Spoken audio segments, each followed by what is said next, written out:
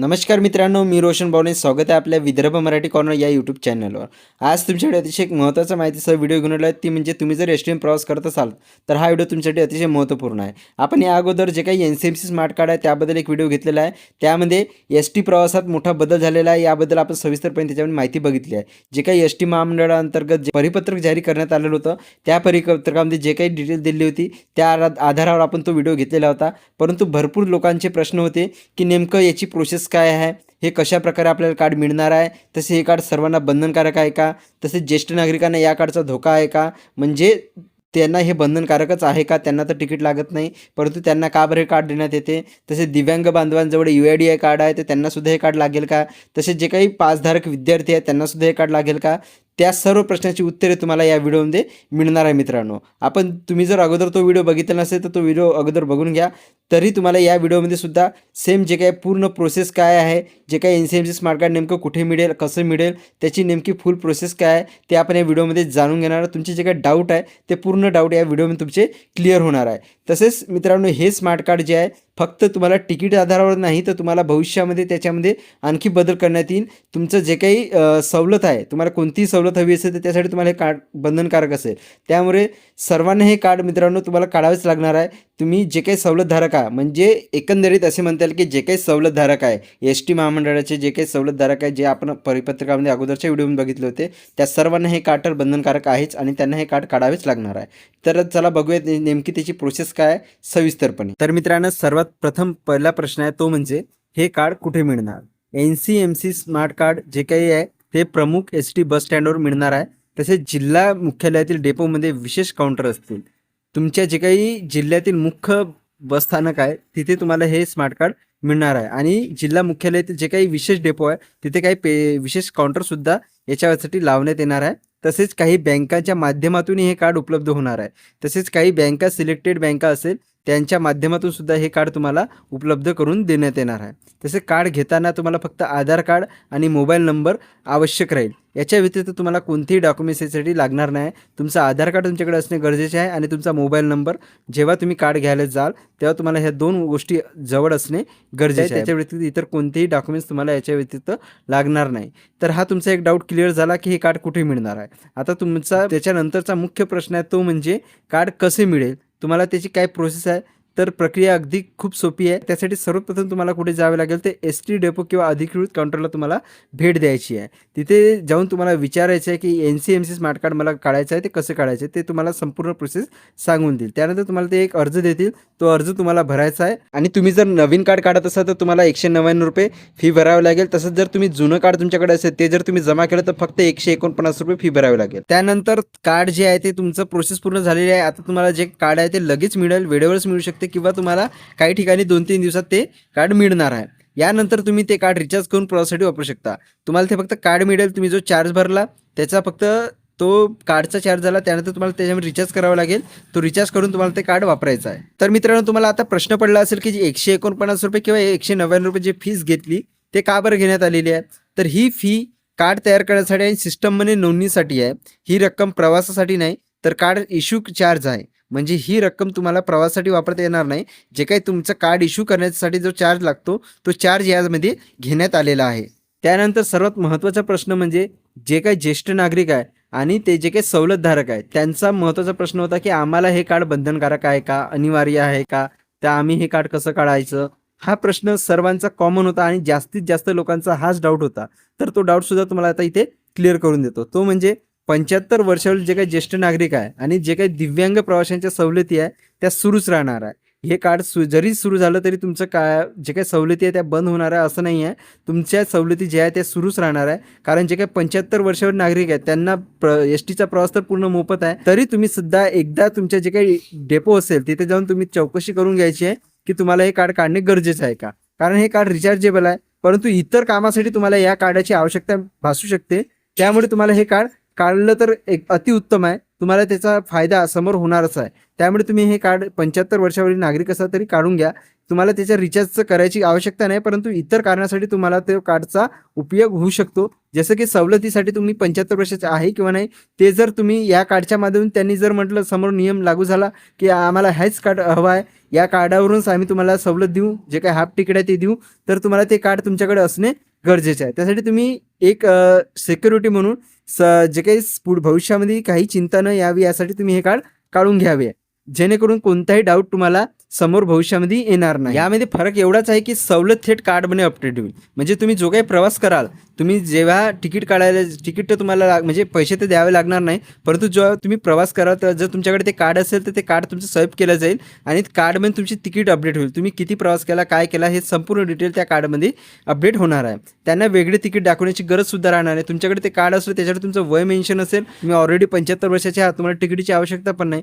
परंतु ते कार्ड, माझा एक ओपिनियन आहे की तुम्ही ते कार्ड काढूनच घ्या. समोर कोणतेही जर रूल लागू झाला तर तुम्हाला कोणतीही अडचण जाऊ नये यासाठी तुम्ही ते कार्ड काढूनच घ्या. हे सेम ज्येष्ठ नागरिक आणि दिव्यांग जे काही सवलतीधारक आहे त्यांना सर्वांना हे सेम पद्धत लागू आहे. तुम्हाला ते कार्ड काढणे गरजेचेच आहे. त्यानंतर खूप जणांचा प्रश्न होता की नेमकं रिचार्ज कसं करायचं. आम्ही कार्ड तर काढलं, परंतु तो कार्डचा वापर कसा करायचा, म्हणजे रिचार्ज कसं करायचं, तर तुम्हाला अनेक पर्याय देण्यात आलेले. त्यामध्ये तुम्ही त्याच्यापैकी एकेका कोणत्याही पर्यायाचा वापर करून रिचार्ज करू शकता. त्यामध्ये सर्वात प्रथम आहे ते म्हणजे एस.टी. काउंटरवर जाऊन तुम्ही स्वतः त्यांच्याकडे जाऊन रिचार्ज करू शकता. तुमच्या कार्डवर तुम्हाला जेवढं तुमचं महिन्याचा डेली प्रवास असेल तुमचा, तुम्हाला जेवढा खर्च लागत असेल तेवढी तिकीटचं तुम्ही बरोबर तेवढं रिचार्ज करून घ्या. आणि किंवा तुम्हाला एक अधिकृत ॲपसुद्धा लॉन्च केलं जाईल एस.टी. महामंडळकडून. त्या ॲपद्वारे तुम्ही स्वतः घर बसल्या आपल्या मोबाईलवरून रिचार्ज करू शकता.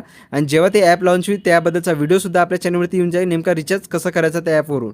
किंवा काही बँकाच्या माध्यमातून सुद्धा ही सुविधा सुरू होणार आहे. तुम्हाला काही बँकांच्या माध्यमातून सुद्धा हे कार्ड वाटप सुरू होणार आहे. त्यामुळे त्यांच्याकडे जाऊन सुद्धा तुम्ही डायरेक्ट ते कार्ड रिचार्ज करू शकता. म्हणजे एक फॉर एक्झाम्पल समजायचं म्हणजे जसं आपण डेबिट कार्डचा वापर करतो, ATM कार्डचा वापर करतो, त्याचप्रमाणे या कार्डचा आपल्याला वापर करायचा आहे. म्हणजे एकंदरीत असे म्हणता येईल की रिचार्ज केल्यानंतर तुम्ही कॅश न वापरता थेट कार्ड स्वाईप करून प्रवास करू शकता.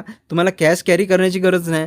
तुम्हाला ऑनलाईन काही पेमेंट करण्याची सुद्धा गरज नाही. तुमच्याकडे फक्त ते कार्ड असेल तर तुम्ही त्या कार्डमध्ये रिचार्ज असेल तर तुम्ही ते कार्ड स्वाईप करायचं आणि तिकीट काढायची. म्हणजेच तुम्हाला शेवटी एकंदरीत हे बघा, जे काही एस.टी. महामंडळाचं जे परिपत्रक आहे त्यामध्ये सुद्धा देण्यात आलेल्या नेमक्या या कार्डमध्ये कसं प्रकारची सुविधा असणार आहे आणि आपल्याला त्या कार्डच्या माध्यमातून कोणकोणत्या सुविधा आपल्याला यामध्ये मिळणार आहे. त्यामध्ये सर्वप्रथम देण्यात आल्या सवलतीसाठी रुपे 1 the go NCMC smart card आवश्यक आहे. म्हणजे तुम्हाला जर सवलत घ्यायची असेल, जे काही हाफ तिकीट घ्यायची असेल तर तुम्हाला हे कार्ड आवश्यकच आहे. त्यानंतर NCMC कार्ड नसल्यास पूर्ण भाडे आकारले जाईल. यामध्ये स्पष्टपणे सांगण्यात आले आहे की तुमच्याकडे जर हे कार्ड नसेल तर तुम्हाला पूर्ण भाडे आकारले जाणार आहे. कार्डची डिलिव्हरी 30 दिवसात नोंदणीच्या ठिकाणी मिळेल. म्हणजे कार्डची डिलिव्हरी तुम्ही अर्ज केल्यानंतर 30 दिवसाच्या आत तुम्हाला ते नोंदणीच्या ठिकाणी मिळणार आहे. सवलत तिकीट फक्त कार्ड वॉलेट म्हणून दिले जाईल. जे काही सवलत तिकीट आहे म्हणजे हाफ तिकीट आहे ते तुम्हाला कार्ड वॉलेट म्हणूनच मिळणार आहे याच्यानंतर. म्हणून हे कार्ड तुम्हाला अत्यंत महत्त्वाचे आहे आणि ते सर्वांना जे सवलतधारक आहे त्यांना ते आवश्यकच आहे. वॉलेट कॅश किंवा UPIने टॉपअप करता येईल.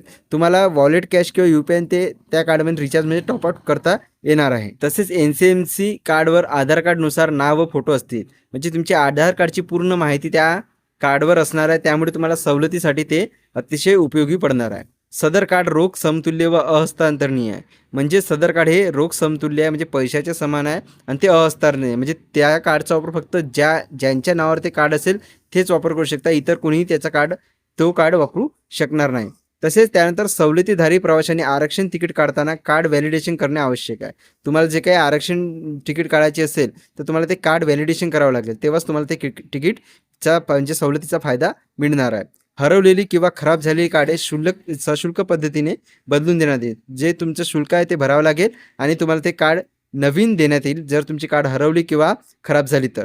तसे नवीन स्मार्ट कार्ड काढण्यासाठी केवळ 199 रुपये मध्ये तुम्हाला ते कार्ड उपलब्ध करून देण्यात आलेलं आहे. जर तुमचं खराब झालं तर तुम्हाला ते 149 रुपये भरून ते घ्यावं लागेल. जे अगोदर मी सांगितल्याप्रमाणे तेच इथे देण्यात आलेलं आहे. आता तुम्हाला शेवटी एकच सांगेल, म्हणजे एका सोपी भाषेत समजून सांगतो की नोंदणी आणि वितरण याचा कसे प्रकार होणार आहे. तर जे काही सवलतीचा प्रकार आहे म्हणजे त्यामध्ये महिला त्यांची नोंदणी हे बस डेपो किंवा नियंत्रण केंद्र किंवा अधिकृत एजंट यांच्यामार्फत करता येईल आणि त्यासाठी तुम्हाला फक्त आधार कार्ड लागणार आहे.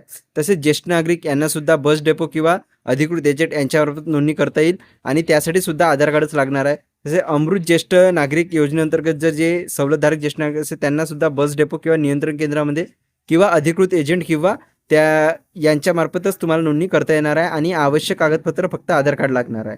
तसेच दृष्टीहीन म्हणजे दिव्यांग ज्यांना त्यांच्यासाठी सुद्धा बस डेपो किंवा नियंत्रण कक्ष किंवा अधिकृत एजंट यांच्याकडून त्यांना जे काही कागदपत्र लागणार आहे ते वैश्विक ओळखपत्र लागणार आहे. तसेच दिव्यांग शारीरिक अपंग असेल त्यांच्यासाठी सुद्धा बस डेपो किंवा नियंत्रण केंद्र किंवा अधिकृत एजंट यांच्यामार्फत तुम्हाला ते नोंदणी करता येणार आहे. त्यांच्यासाठी कागदपत्र जे आहे ते वैश्विक ओळखपत्र लागणार आहे. त्यानंतर जे आहे ते विद्यार्थी त्यांचं बस डेपो किंवा नियंत्रण केंद्र त्यांना अधिकृत एजंट मार्फत करता येणार नाही नोंदणी, त्यांना सरळ क्रमांक जो लागणार आहे. त्यानंतर सवलतीच्या प्रकारामध्ये इतर सवलती यामध्ये बस डेपो किंवा नियंत्रण केंद्र यांच्या अंतर्गत नोंदणी करता येते आणि वितरणसुद्धा त्यांच्याकडे होते. अधिकृत एजंट यांच्या अंतर्गत त्यांना नोंदणी करता येत नाही. तसेच त्यांना आवश्यक कागदपत्रामध्ये शासकीय प्रमाणपत्रच लागणार आहे. त्यानंतर सवलत नसलेले प्रवासी ज्यांना सवलत नाही ते प्रवासी हे कार्ड कसं काढू शकतात तर त्यांना बस डेपो किंवा नियंत्रण केंद्र यांच्यामार्फतच ते कार्ड काढता येते आणि त्यानंतर ते अधिकृत एजंटसुद्धा यांच्याकडून सुद्धा ते कार्ड काढू शकतात आणि त्यांना फक्त आवश्यक कागदपत्रांमध्ये मोबाईल नंबरचा OTP लागणार आहे. अशा प्रकारे तुमचे जे काही प्रश्न होते ते आता त्या प्रश्नाचं तुम्हाला उत्तर जे आहे ते मिळालंच असेल. तरी शेवटी एक महत्त्वाची गोष्ट सांगतो ते म्हणजे हे कार्ड अनिवार्य होणार आहे. त्यामुळे आधीच माहिती घेऊन तयार राहणे फायद्याचे आहे. तुम्हाला जे काही मी डाऊट सांगितले जे काही हे सांगितले आता फक्त प्रायोगिक तत्वावर झाले आहे, काही शहरापुरतेच मर्यादित आहे, परंतु भविष्यामध्ये ते पूर्ण सर्वांना ते अनिवार्य होणार आहे. त्यासाठी तुम्हाला आताच सतर्क होणे गरजेचे आहे आणि आताच ते माहिती घेऊन तुम्हाला ते तयार राहणे फायद्याचे राहील. जर तुमचा STचा प्रवास डेलीचा असेल तर तुम्हाला हे करणे गरजेचं आहे. हाच माझा शेवटी एक तुम्हाला सल्ला राहणार आहे. त्यानंतर जर अजूनही काही प्रश्न असतील तर तुम्ही नक्कीच मला कमेंट बॉक्समध्ये विचारा. मी प्रत्येक प्रश्नाचे उत्तर देण्याचा प्रयत्न करेल आणि त्याच्याबद्दल तुम्हाला नेक्स्ट व्हिडिओवर माहिती देईल किंवा तुम्हाला जर प्रॉब्लेम सॉल्व्ह होत असेल तर तिथेच तुम्हाला ते ॲन्सरसुद्धा तुम्हाला मिळणार आहे. तर मित्रांनो ही होती अतिशय महत्त्वपूर्ण माहिती. तुम्हाला ही माहिती इन्फॉर्मेटिव्ह वाटली असेल तर व्हिडिओला नक्कीच लाईक करा. तसेच तुम्हाला आणखी जर काही डाऊट असेल तुम्ही मला नक्कीच कमेंट बॉक्समध्ये विचारा. त्याबद्दल प्रत्येक प्रश्नाचे उत्तर देण्याचा मी प्रयत्न करेल. तुम्ही जर अजूनपर्यंत आपल्या चॅनलला सबस्क्राईब केलं नसेल तर चॅनलला सबस्क्राईब करून बेल आयकॉनला क्लिक करायला विसरू नका, जेणेकरून अशाच महत्त्वाच्या माहितीची अपडेट तुम्हाला व्हिडिओवरती मिळत राहतील. तसेच हा व्हिडिओ आपल्या इतर मित्रमैत्रिणींपर्यंत आणि ज्येष्ठ नागरिकांपर्यंत शेअर करायला सुद्धा विसरू नका. जे काही STचे सवलतधारक आहेत त्यांना ह्या व्हिडिओची अत्यंत आवश्यकता आहे. जे काही कन्फ्युजन आहे ते पूर्ण आपल्या या दोन्ही व्हिडिओच्या माध्यमातून क्लिअर होणार आहे. त्यासाठी आपले हे दोन्ही व्हिडिओ इतर मित्रमैत्रिणींपर्यंत आणि ज्येष्ठ नागरिकांपर्यंत शेअर करा, जेणेकरून त्यांचेसुद्धा डाऊट जे आहे ते क्लिअर होऊन जाईल. चला तर मित्रांनो भेटूया अशाच एका नवीन माहितीचं नवीन व्हिडिओमध्ये. तोपर्यंत धन्यवाद. जय हिंद, जय महाराष्ट्र.